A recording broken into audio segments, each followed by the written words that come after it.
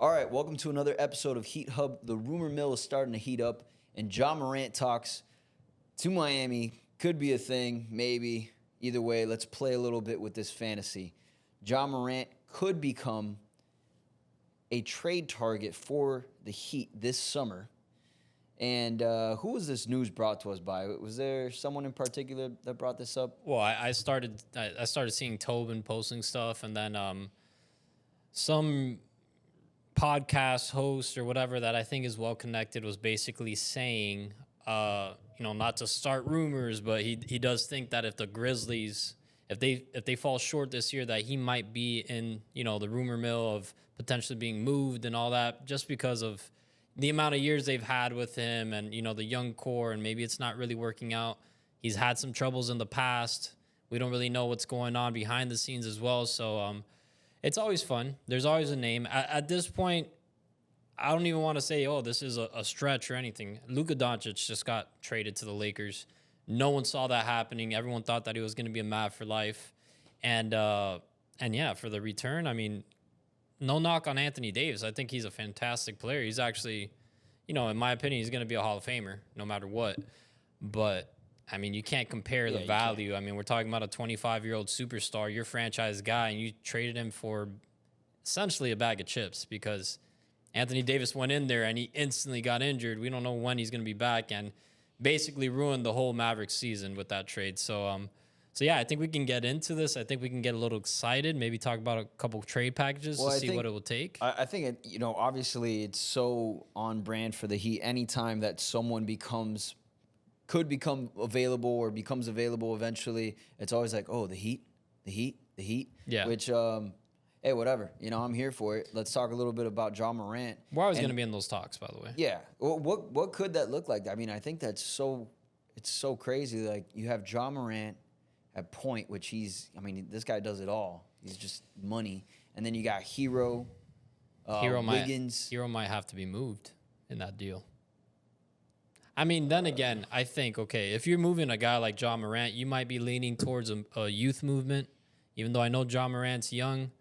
Maybe they want like a new young core, so maybe they wouldn't want a guy like Tyler Hero back. Maybe they just want some guys with potential, some picks. You know what I'm saying? So yeah, I don't think that Ja Morant. I don't think Hero's involved in a package like that because not that Hero's contract. Hero actually has a pretty good contract. Yeah, but considering what you're getting out of him. Yeah, I just if I'm the Grizzlies and I'm trading Ja Morant, I don't really care to receive another player back. I mean, they have a guy like Desmond Bane. I'm not saying they're the same player. I actually think Hero's better. There's actually people that would debate that Desmond Bane is better than Hero, right? Yeah, sure. But I don't think they would want that in the return. I would see it. I mean, I don't know if you want to go first, but I would see it like a Jovic. They might want Khalil Ware. Well, yeah, if it's okay, so yeah, if you're gonna trade for Ja Morant, it would be for young players who haven't gotten paid yet. At this point in Hero's career, even though he has been playing great this season, it's the best season as an NBA player, I still don't think that there's like more that Hero can do after this. Like maybe he has a little bit more potential than this, but I don't think it's like significantly more.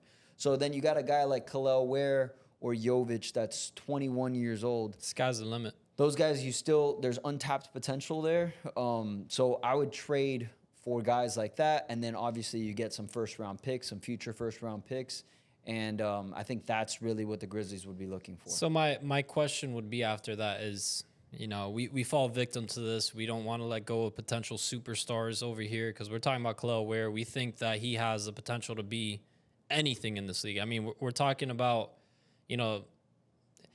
he could be a superstar. I really do believe that. I'm not saying he's going to be, but would you be willing to let that go? A guy like him, a guy like Jovic? No, you have a couple first-round picks. I think you have to do it. You have to. And the thing is, this kind of goes back to, let's say, Lamar Odom, Caron Butler, those days. That, Lamar Odom, obviously a really good young player at that time. Caron Butler, we had just drafted him, another really good young player.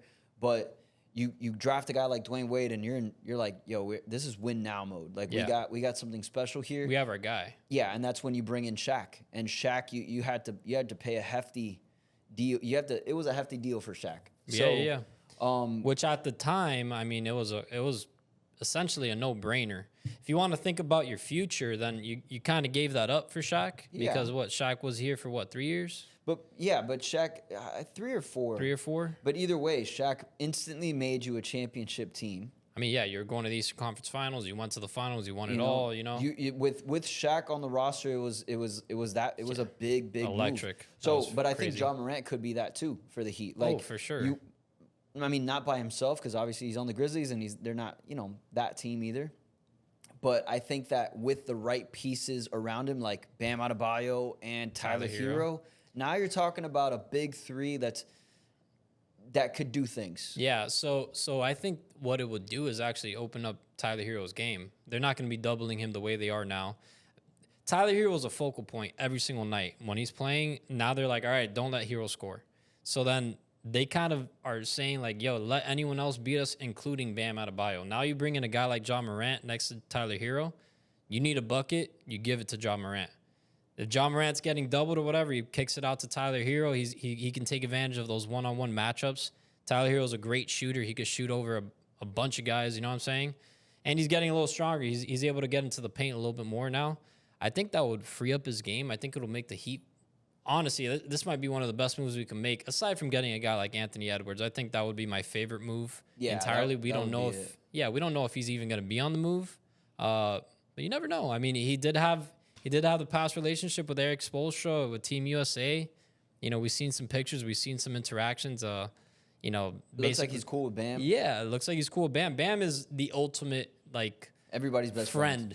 Yeah. I mean, he's friends with everyone in the league. It seems like everyone kind of wants to play with Bam for whatever reason. I'm all for it. It hasn't really worked out in the sense that we've been able to bring one of those guys in, but I mean, in the future, it could happen. If you could pick between Luka, Anthony Edwards, and Ja Morant, who are you taking? That is hard.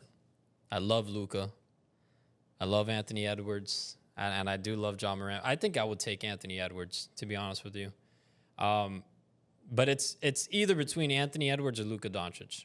Luka is, man, the guy's just super, super talented. I mean, he does everything on the court.